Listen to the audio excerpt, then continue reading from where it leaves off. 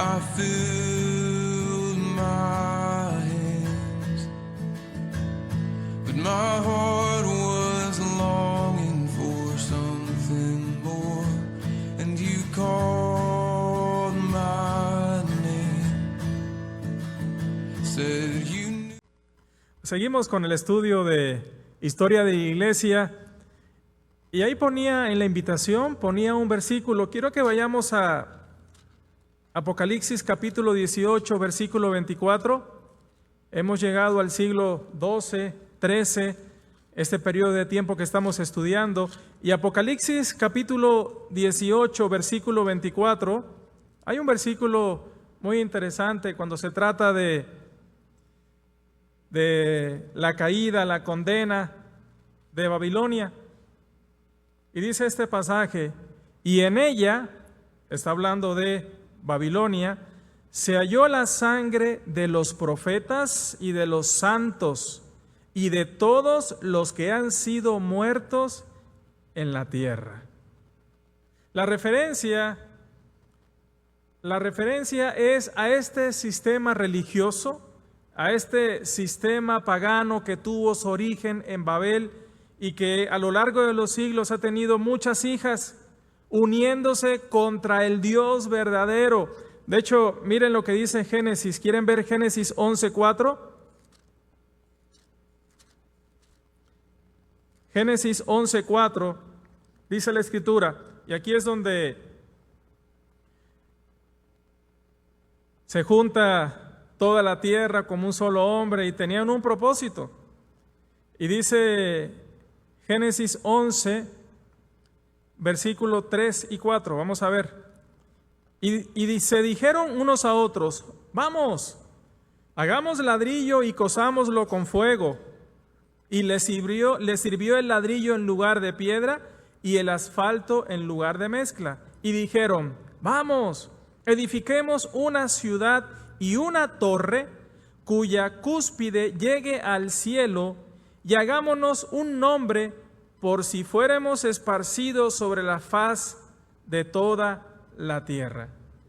Esto no era un buen propósito, porque se estaban rebelando ¿contra quién? En el capítulo anterior y el anterior vemos donde Dios envía el diluvio.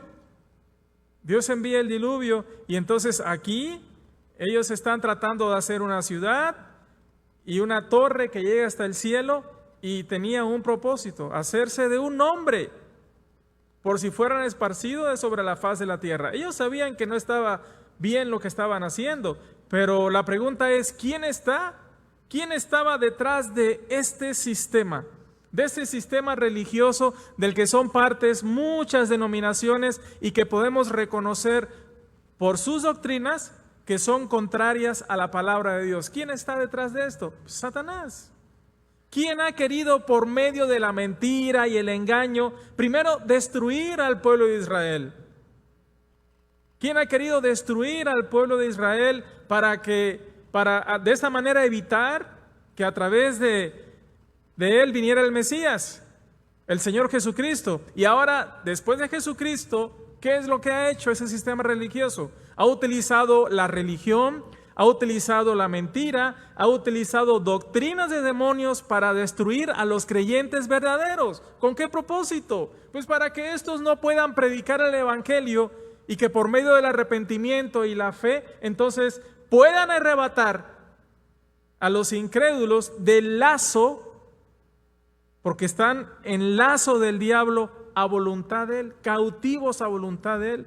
Hemos visto esos grupos de creyentes, iglesias verdaderas a lo largo de los siglos.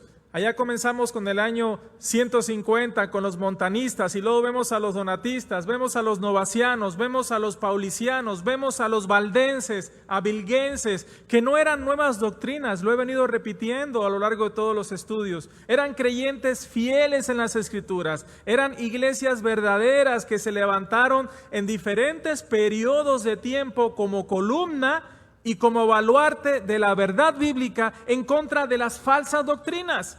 doctrinas de hombres, doctrinas de demonios, contraria a la palabra de Dios, que se constituyeron en estos concilios sin tomar en cuenta lo que dice la palabra de Dios. La pregunta es, ¿era necesario crear nuevas doctrinas? No, ya estaba revelado todo lo que el hombre necesita creer y hacer en su palabra. Aquí ya está revelado todo lo que una iglesia debe de creer y debe de hacer. Ahora, hay una advertencia muy clara en las Escrituras. Cuando vemos Apocalipsis capítulo 22, 17 al 19, vean lo que dice. Y el espíritu y la esposa dicen, ven. Fíjense qué bonito ese versículo, y quiero enseñarles aquí algo, porque dice el espíritu y la esposa. Entonces, el espíritu hace referencia ¿a quién? ¿Al Espíritu qué? Santo. Y la esposa hace referencia ¿a quién? A la iglesia. Y entonces vemos al espíritu y a la esposa unidos.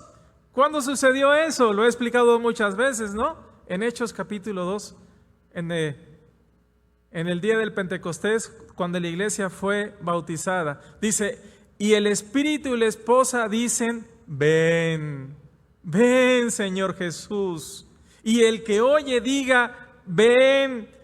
Y el que tiene sed, venga. Y el que quiera, tome del agua de la vida gratuitamente. Eso es importante, hermanos, porque ven al Espíritu Santo y la esposa, la iglesia, unidos. ¿Y qué va a suceder cuando Él sea quitado de en medio? Se va también la esposa, ¿no? Se va también la esposa, y es lo que dice ahí en Tesalonicenses. Y luego dice, yo testifico a todo aquel que oye las palabras de la profecía de este libro. Si alguno añadiere a estas cosas, Dios traerá sobre él las plagas que están escritas en este libro. Y si alguno quitare de las palabras del libro de esta profecía, Dios quitará su parte del libro de la vida y de la santa ciudad y de las cosas que están escritas en este libro. Entonces, ¿había necesidad de crear nuevas doctrinas? Pues no. Ya estaba revelado todo lo que Dios quiere que creamos y que hagamos. Hemos hablado de esos concilios donde se constituyeron de manera clara doctrinas de demonios. Ahí 1 Timoteo 4, dice, el Espíritu dice claramente que en los postreros tiempos algunos apostatarán de la fe, escuchando ¿qué? ¿A espíritus de qué? De demonios, a doctrinas de demonios.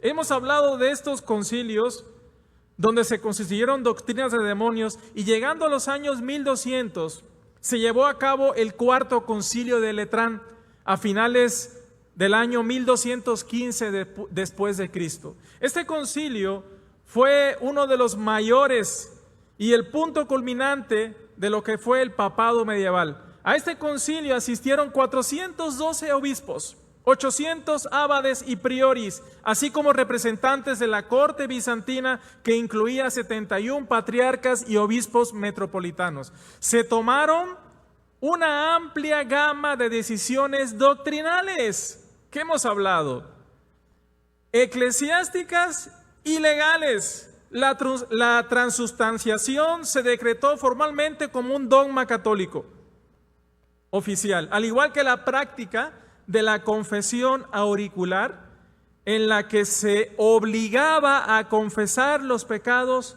a oídos de un sacerdote. También se formularon procedimientos y sanciones contra los herejes y sus protectores, dando origen a la santa, que no tiene nada de santa, a la Santa Inquisición. Más tarde, 14 años exactamente más tarde, en el Concilio de Toulouse de 1229 después de Cristo, se prohibió leer la Biblia. ¿Pero a quiénes se le prohibió? A los laicos, es decir, solamente los sacerdotes, obispos y personas con un cargo eclesiástico podían leer la Biblia. ¿Qué dice el Señor Jesucristo en Juan 5:39? Escudriñad las Escrituras. Escudriñad las Escrituras, porque a vosotros os parece que en ellas tenéis la vida eterna, y ellas son las que dan testimonio de mí. Y no queréis venir. Y tantos pasajes más. ¿Qué dice Josué 1:8? Nunca se apartará de tu boca este libro de la ley, sino que de día y de noche meditarás en él, para que guardes y hagas conforme a todo lo que en él está escrito, porque entonces harás prosperar tu camino y todo te saldrá bien. Mira que te mando que te esfuerces y seas valiente. Entonces, ¿esto era algo que enseña la misma Escritura? ¿Que enseña la Biblia? ¿Cómo? La Escritura dice, no solo de pan vivirá el hombre, sino también de toda palabra que sale de la boca de Dios. Entonces, ¿cómo no alimentar nuestro espíritu? ¿Cómo prohibir el leer la palabra de vida, la palabra de verdad? Pues eso tenía un objetivo muy claro, ¿no? Estaba leyendo un artículo ahorita que venía, donde decía que la gente tenía esa necesidad de leer las Escrituras, y estaban hablando y este historiador hablaba de un caso específico donde, hablando de los valdenses, este grupo, este laico se quedó por un tiempo en la casa de un valdense y aprendió de memoria muchas porciones de las Escrituras, y eso enfadaba a los sacerdotes. ¿Por qué?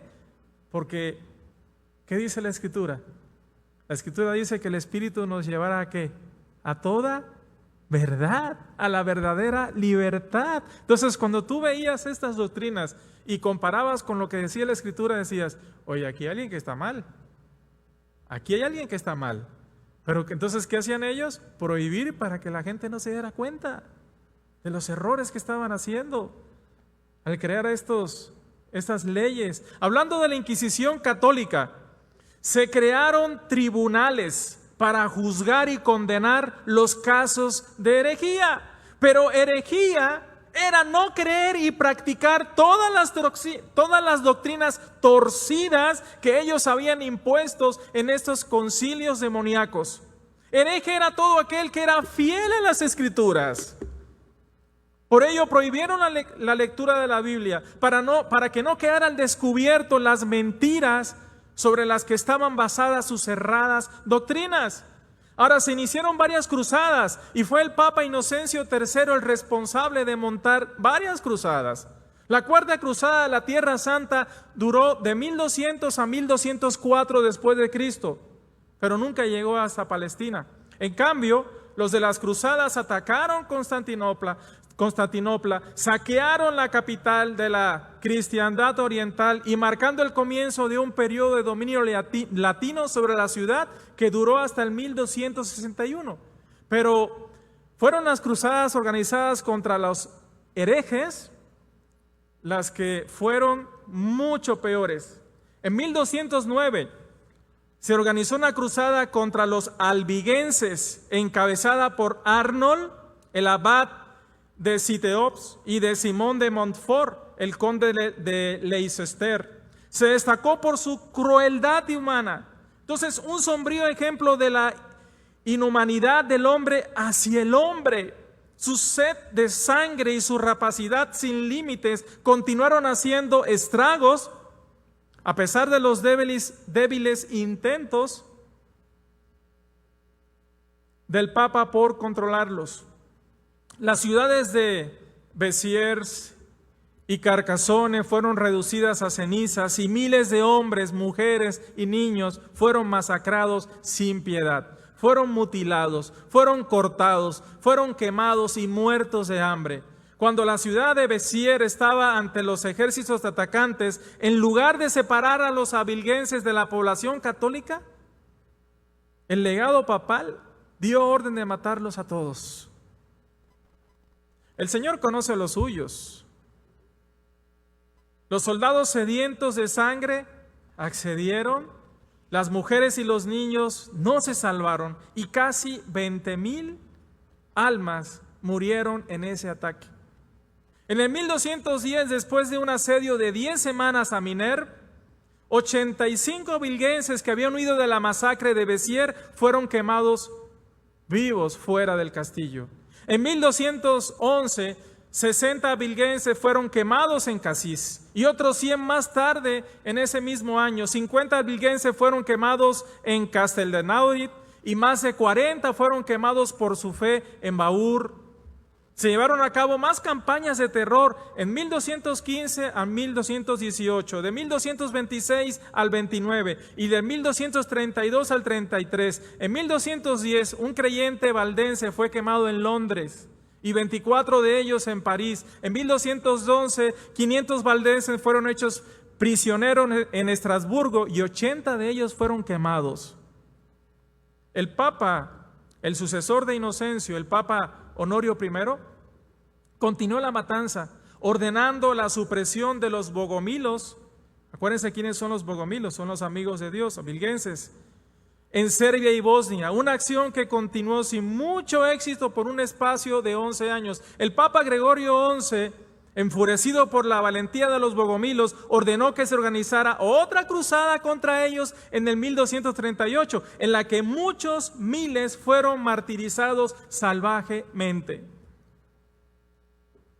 El obispo de Ferrara obtuvo la ayuda del emperador alemán Otón para suprimir a los patarinos, que eran numerosos en su ciudad, y para obtener el favor del Papa Honorio II y ser coronado como emperador del Santo Imperio Romano. Federico I permitió que los inquisidores papales llevaran a cabo la política de Roma en todas sus ciudades imperiales. Se emitieron edictos aún más crueles contra los herejes, con acciones diseñadas para producir horror y miedo en los corazones de la población. Uno de esos decretos decía: no permitiremos que estos miserables vivan. Muchos patarinos y otros cristianos fueron entregados a las llamas, mientras que a otros les cortaron la lengua para evitar que corrompieran a otras personas con sus herejías. ¿Pero eran herejías? Los herejes de todas las sectas fueron desterrados, y cuando fueron condenados como tales por la iglesia, fueron entregados a las autoridades seculares para ser quemados. Si alguno se retractaba, era encarcelado de por vida como penitencia. Toda la propiedad del hereje era confiscada y sus herederos, sus hijos, eran desheredados. Sus hijos hasta la segunda generación no podían ser elegidos para ningún puesto dignos. Los que albergaban a los herejes eran tratados como herejes, y todos los gobernantes y magistrados debían, bajo juramento, encargarse de los herejes. En el 1232, Federico puso todos los poderes de su reino a disposición de la Inquisición papal. Lamentablemente, en el 1243, el conde Raimundo de Toulouse, que simpatizaba con los abilguenses, se vio obligado a obedecer estos edictos y a volverse en contra de sus súbditos. Hermanos, estas inquisiciones medievales fueron ayudadas por la fundación de dos órdenes. Una orden de los medicantes, la orden franciscana, fundada en 1209 por Francisco de Asís, y la orden dominicana por Domingo de Guzmán. Ambas órdenes estaban subordinadas al Papa y servían a sus sabuesos, infiltrándose en todos los aspectos de la vida católica, erradicando los herejes y fomentando cruzadas. Es increíble cómo a este hombre,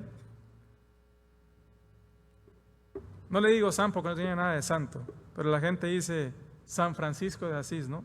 Es increíble cómo a este hombre se le dice por sus escritos. Y ¿no han escuchado unas oraciones muy bonitas en una estación de radio de aquí de nuestra ciudad, y que se dice que es el segundo Cristo y demás? Pero no fue más que un asesino al servicio precisamente del catolicismo. Qué triste. Un asesino que mató en el nombre de Dios a creyentes que su único pecado era ser fieles a las Escrituras.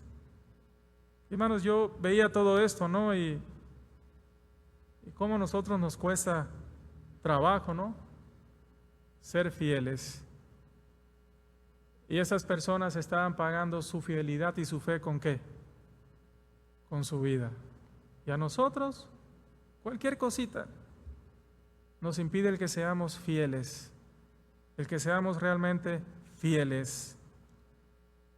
En 1231, el Papa Gregorio XI autorizó a los dominicos a examinar a los cátaros y otros herejes, cristianos en el sur de Francia e Italia. Con el papado en la cúspide de su poder, el siglo XIII fue ciertamente un periodo sangriento como nunca lo ha habido en la historia humana, donde se crearon instrumentos de tortura para hacer sufrir al hombre, pero para verlos morir lentamente. ¿Hasta dónde puede llegar la maldad de la mente humana?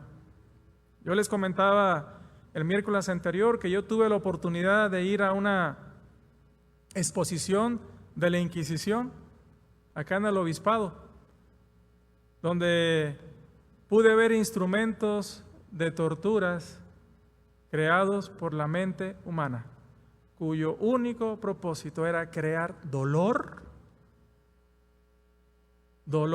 y alargar lo más que pudiera su vida, pero infringiéndoles dolor. Qué triste, de verdad, ¿eh? Por eso leíamos este pasaje, dice, y en ella se halló la sangre de todos los profetas y de todos los santos que han muerto en la tierra, de todos los profetas. ¿A qué se refiere profetes? Es alguien que predica, es alguien que comparte, ¿qué? El Evangelio. No necesariamente es alguien que revela una profecía nueva, no, porque ya estaba completa la Escritura. La eminente autoridad en la Inquisición ha dicho que ninguna religión puede mostrar una lista más ininterrumpida de víctimas que los cátaros, quienes inquebrantable y gozosamente prefirieron la muerte en su forma más abominable antes que caer en la apostasía. Caray, ¿qué es apostasía? Es que estás en la verdad. ¿Y qué es la verdad? Vamos a definir qué es la verdad. Todo esto. La verdad es Juan 17:17. Santifícalos en tu palabra. Tu palabra es verdad. Pero ojo, el Señor Jesucristo, cuando estaba diciendo esas palabras, ¿existía el Nuevo Testamento? ¿Qué era lo que existía? El Antiguo Testamento. Todavía no se había inspirado el Nuevo Testamento. Y el Señor Jesús está diciendo, santifícalos en tu palabra, apártalos en tu palabra. Tu palabra es verdad. Entonces, la verdad es el contenido de estos 66 libros divinamente inspirados. La Escritura dice, toda, 2 Timoteo 3:16, que dice, toda la Escritura es inspirada ¿por quién? Segunda de Pedro 1:21, porque nunca la profecía fue traída por voluntad humana, sino que los santos hombres de Dios hablaron siendo inspirados ¿por quién? Por el Espíritu Santo. Estos hombres, llamados los cátaros, ellos prefirieron la muerte en la forma más abominable que puedas imaginar, antes que caer en la apostasía, antes que apartarse de la verdad. Tan extendidas y devastadoras fueron estas cruzadas que el testimonio de Cristo en cierta manera fue casi exterminado porque murieron miles y miles y miles y miles. Pero ¿saben algo? El Señor lo había prometido. El Señor lo había prometido. Ahí en Mateo, ¿qué dice? Y yo edificaré sobre mí mismo, ¿qué? Mi iglesia, y las puertas del Hades, ¿qué dice? No prevalecerán contra ella. Aun y cuando se crearan todos estos instrumentos y este tiempo, este periodo de Inquisición, aún así hubo creyentes y aún así hubo luz y un testimonio vivo al morir antes de caer en la apostasía. Los que escaparon huyeron hacia Italia, Alemania, donde ayudaron a sembrar las semillas del movimiento anabaptista en Europa. Los donatistas fueron llamados anabaptistas. Pablo fue un anabaptista. Quiero recordar ese pasaje. Vean Hechos 19. ¿Quieres ver Hechos 19?